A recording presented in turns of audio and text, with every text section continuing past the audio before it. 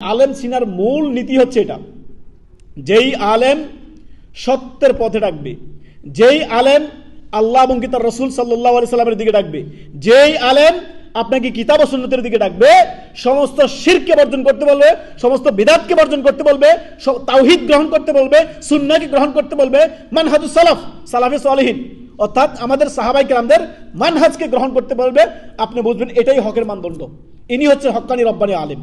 আর যেই আলেম সমস্ত শিরক বিদআতের দিকে ডাকবে, যে আলেম সামাজিক এই কুসংস্কারের দিকে ডাকবে, এটা আলেম নয়, এটা উলামায়ে সু, এটা মন্দ আলেম। তাই সে কখনই হক্কানি রব্বানি আলেম নাই, যতই হক্কানি লেবাস ধরুক, সে যতই হক্কানি লেবাস ধরুক। সমাজের মধ্য থেকে শিরক বিদআত যারা দূর করবে, সংস্কার যারা করবে, তারাই হচ্ছে প্রকৃতপক্ষে হক্কানি রব্বানি আলেম।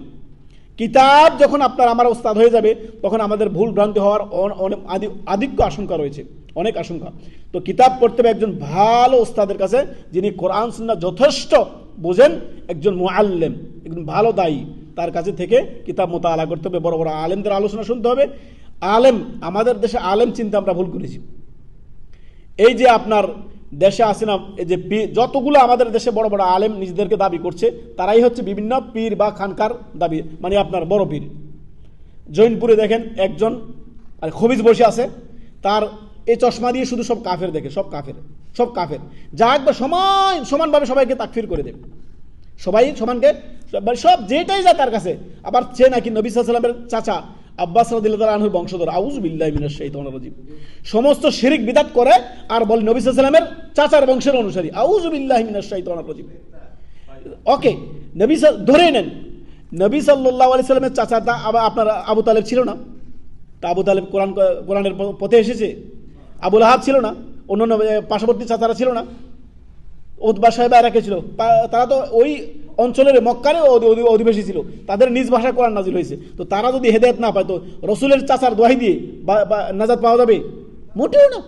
আরে না, নাজাতের একটাই আপনার পথ, সেটা চাল কোরআন। আল্লাহ তাআলা বলছে হুদাল লিন্নাস, মানব জাতির জন্য, সমস্ত মানব মণ্ডলীর জন্য হিদায়াতের একমাত্র বার্তা হচ্ছে কিতাবুল্লাহ, সুন্নতে রাসূলুল্লাহ সাল্লাল্লাহু আলাইহি সাল্লাম। আল্লাহ এবং তার রাসূল সাল্লাল্লাহু আলাইহি সাল্লামের রাস্তায় ফিরে আসুন। অতএব প্রকৃত হক্কানি রব্বানি আলেম চিনার উপায় হচ্ছে, যেই আলেম সমস্ত শিরক বিদআতকে বর্জন করতে বলবে, অর্থাৎ লা ইলাহা ইল্লাল্লাহ, লা মাবুদা বিহাক্কিন ইল্লাল্লাহ, আল্লাহ ছাড়া সত্য কোনো উপাস্য মাবুদ নেই। যে আলেম বলবে তাওহীদের দিকে আপনাকে ডাকবে, শিরককে বর্জন করতে বলবে। যেই আলেম আপনাকে সুন্নাহর দিকে ডাকবে, সমস্ত বিদআতকে বর্জন করতে বলবে।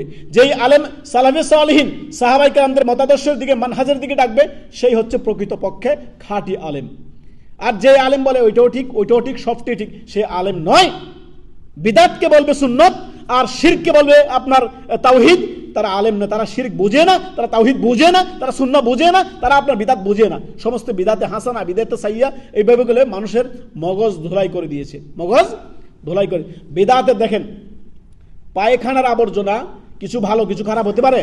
কখনো হতে পারে না। ঠিক তেমনি করে বিদআতে সাইয়্যা, বিদআতে হাসানা বলতে কোনো শব্দ নাই। রাসূলুল্লাহ সাল্লাল্লাহু আলাইহি ওয়াসাল্লাম বলেন কুল্লু বিদআতিন দালালা, সমস্ত বিদআত হচ্ছে ভ্রষ্টতা, গোমরাহি। অতএব আমরা এটা মেনেই নিব, বিদআত কখনোই আপনার হাসানা হতে পারে না, বিদআত কখনোই হাসানা হতে পারে না। সমস্ত বিদআত হচ্ছে পথভ্রষ্টতা, গোমরাহি। আর গোমরাহি পরিণাম কি? কুল্লু দালালাতিন ফিন্নার, সমস্ত ভ্রষ্টতার পরিণাম হচ্ছে জাহান্নাম। খেয়াল রাখতে হবে আপনাকে, আমাকে স্পষ্ট খেয়াল রাখতে হবে।